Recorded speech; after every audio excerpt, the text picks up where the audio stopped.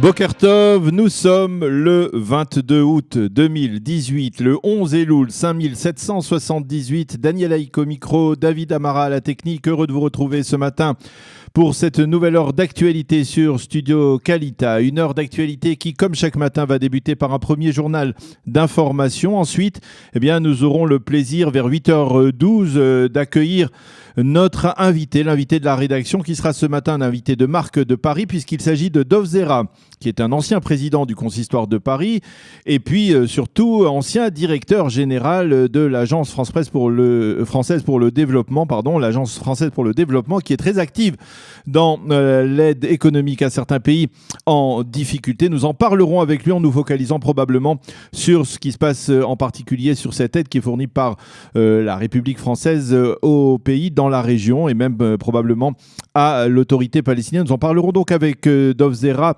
vers 8h12. Vers 8h25, Eliana Gurfinkel nous présentera sa chronique « Un jour, notre histoire ». Vers 8h35, je vous présenterai la revue de la presse et des médias israéliens. Et vers 8h45, nous accueillerons comme chaque mercredi le docteur Daniel Guggenheim pour sa chronique économique, une chronique qui sera consacrée ce matin, vous vous en doutez probablement, à la vente assez impressionnante de SodaStream à PepsiCo. 3 milliards 200 millions de dollars, cette vente qui a suscité un très vif engouement dans le marché économique en Israël. Nous en parlerons donc avec le docteur Daniel Guggenheim vers 8h45. Mais tout d'abord, le premier journal d'information. Et nous commencerons ce journal par une déclaration qui risque de faire grincer des dents à Jérusalem. Une déclaration faite hier soir par le président américain Donald Trump et qui se rapporte à la position américaine dans le cadre de négociations israélo-palestiniennes, d'éventuelles négociations israélo-palestiniennes. Dans le cadre de futurs pourparlers, a dit Donald Trump hier, Israël devra accepter de faire plus de concessions que les Palestiniens parce qu'il a déjà reçu de notre part la reconnaissance de Jérusalem comme capitale de l'État d'Israël.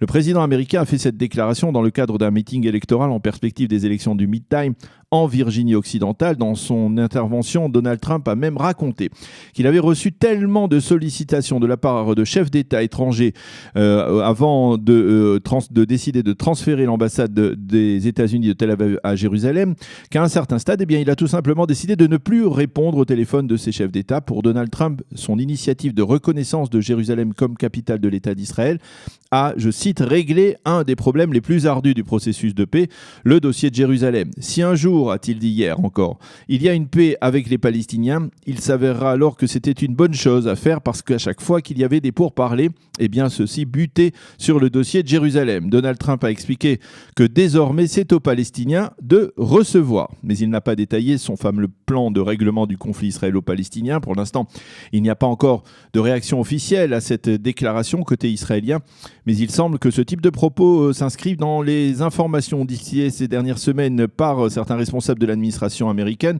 sur l'intention de l'administration Trump de dévoiler sous peu son fameux plan de paix, le deal du siècle. Déjà, il y a quelques semaines, Jason Greenblatt, le conseiller spécial du président américain pour le Proche-Orient, avait tenu des propos semblables, même s'ils étaient plus nuancés.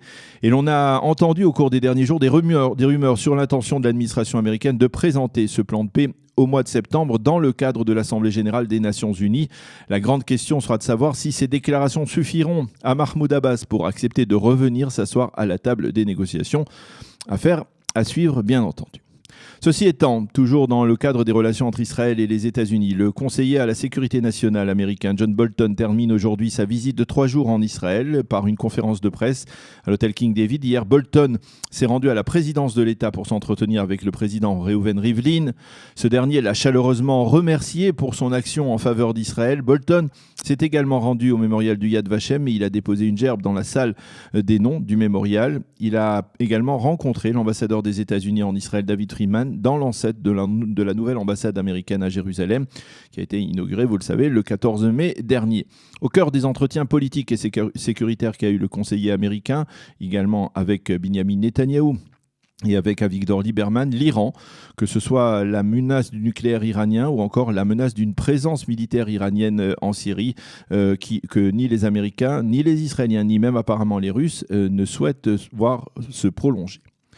Un millier de nouvelles unités de logement va être construites, de nouvelles unités de logement vont être construites prochainement dans les localités juives de Judée et de Samarie, dont plusieurs centaines dans la localité d'Anam, où s'est produit l'attentat qui a coûté la vie à Yaron Ovadia il y a de cela plus de 3 semaines. Il s'agit d'une décision de la commission de planification de la construction dans ces implantations juives qui a également confirmé la construction de 1000 unités de logement supplémentaires qui avaient déjà été validées.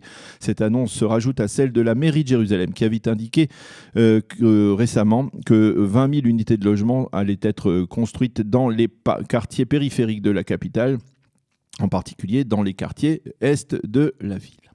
Restons dans Jérusalem avec un nouveau sondage qui révèle que Zeev Elkin, le candidat de la droite et de Binyamin Netanyahou à la mairie de Jérusalem, continue à dominer la compétition en perspective des élections municipales du 30 octobre prochain. Si des élections municipales avaient lieu aujourd'hui, Zeev Elkin obtiendrait au premier tour 33% des suffrages devant Ofer Berkovitch, qui est le candidat, on va dire, plus laïque et plus à gauche sur cet échiquier politique municipal avec 25%.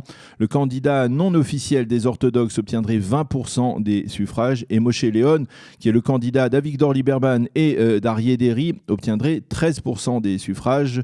Au second tour, dans tous les cas de figure, Zeev Elkin l'emporterait, que ce soit face à Berkovitch ou face à Deutsch.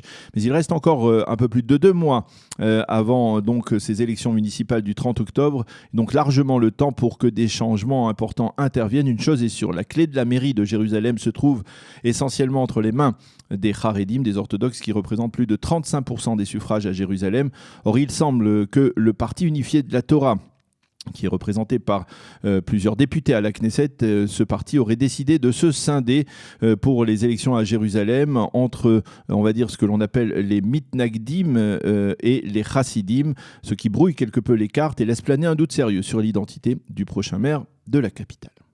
Cela devient de plus en plus compliqué pour Donald Trump. Michael Cohen, celui qui a été pendant 10 ans son fidèle avocat, a conclu avec la justice américaine un accord dans lequel il a reconnu avoir payé des pots de vin à l'actrice porno Stormy Daniels pour qu'elle taise les relations intimes qu'elle a eues avec Donald Trump.